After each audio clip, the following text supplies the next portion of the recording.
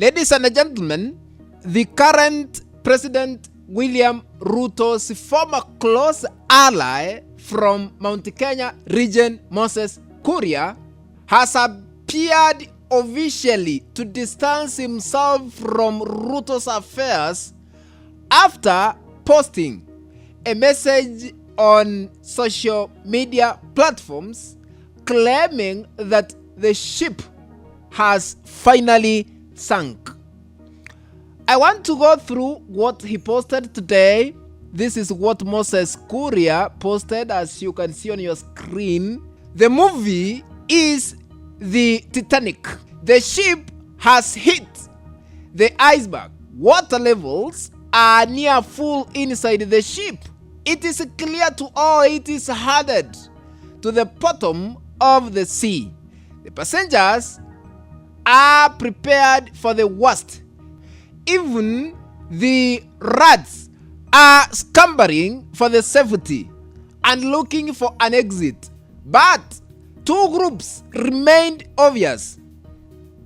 The band continued playing the music like nothing was happening, and the wives this is Moses Kuria, of the nobles and the rich were still quarreling loudly about who would sit on the front row. This is Moses Kuria.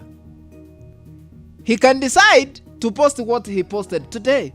Ladies and gentlemen, I want to put this into perspective so that we can really understand why Moses Kuria has shown signs of leaving Ruto's UDA, or rather government, anytime soon. As you continue watching this clip, ladies and gentlemen, I'm requesting you, I'm beseeching you to hit the like button, and if you haven't subscribed to this channel, Mwana Kenya Media, please subscribe and remember to turn on the notification bell so that the moment we upload any new video clip, you'll be notified automatically that Mwana Kenya Media has uploaded a new video clip to watch. Without wasting your time, back to our analysis. Ladies and gentlemen, I have a simple question before I continue analyze politics. In your opinion, should Rigathi Gachagua allow Moses Kuria to join the DCP political party, or do you think he could still be a political ally of Ruto Small? Write your thoughts in the comment section below and share your views on Kenya's political landscape. Ladies and gentlemen, welcome to our political analysis. Why Moses Kuria has finally dumped Ruto. Number one, Kuria has failed to contain Rigathi Gachagua's political influence in Mlima Kenya. That Kuria served as one of Ruto's cabinet secretaries when Ruto formed the government back 2022. I think you remember what happened. Kuria was among the cabinet secretaries here in Kenya. Before he was removed from the position, Ruto later appointed him as an advisor, actually State House advisor, and reportedly asked him to resign officially from his government, and help counter Rigathi Gachagua's growing political influence in Mlima Kenya. In return, he would still receive compensation, or rather compensation, because there is allegations maybe that Ruto told Moses Kuria to go and make sure Rigathi Gachagua is no more when it comes to political affairs in Mlima Kenya.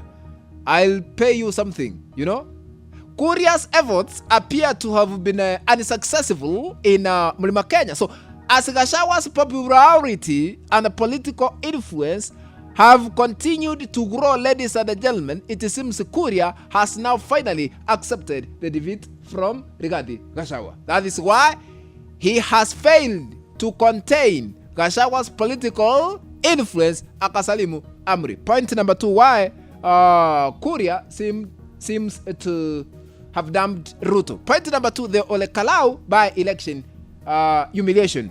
Ladies and gentlemen, Kuria and Kimani Ichung'wah, worked hard to ensure that the ruling party UDA won the Ol Kalou by-election, but they were embarrassed. You know, they were defeated by the DCP political party that is under the leadership of the former impeached Deputy President Rigathi Gachagua, despite spending millions of shillings on the campaign. Following the loss, Kuria, ladies and gentlemen, may have found himself in an awkward position regarding what he could tell Ruto, because wakienda hapo lazima waseme mbona wakana wakapoteza Ol Kalou, prompting Kuria to distance himself and make strong statements on social media platforms. That is why he has dumped Ruto. Finally, why Kuria has dumped Ruto. Number 3, the 2027 general election factor. How? Kuria is eyeing the Kiambu gubernatorial position, or rather seat, in the next general election 2027.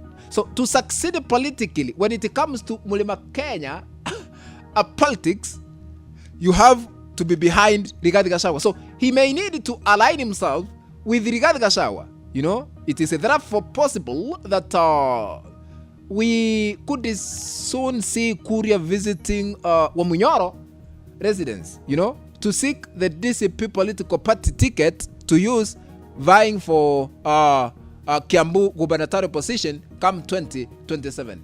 You know, ladies and gentlemen, recently it's about 1 week ago, yes, Murang'a governor Irungu Kang'ata and Nyandarua governor Karie Badilisha left UDA officially the public mchana peupe and joined Rigathi Gachagua's political party DCP, you know, in preparation for the next general elections 2027.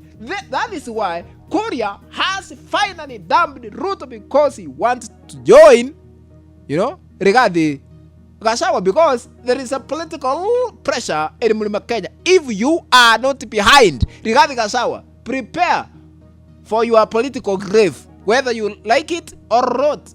That is the naked truth, you know, ladies and gentlemen. Kuria previously contested for the Kiambu governorship position and lost in the last general elections 2022, I think you remember. So he may now believe that joining forces with Rigathi Gachagua offers him a better political path, you know. Ladies and gentlemen, in your opinion, should Rigathi Gachagua allow Moses Kuria to join his political camp? Or Kuria is Ruto Small who is coming to know Gachagua's affairs? Write your opinion in the comment section below and share your views on Kenya's political landscape. Ladies and gentlemen, let's meet in the next video. But if you have not subscribed to our YouTube channel, please consider subscribing by smashing the subscribe button that is down here. Once you are done, remember to turn on the notification bell so that the moment we upload a new video clip, you'll be notified that we have uploaded a new video clip to watch. Remember to share our content always to other WhatsApp groups and on Facebook. That is the only way we can continue building the channel of ours, Mwana Kenya Media. Thank you very much, ladies and gentlemen. Be blessed.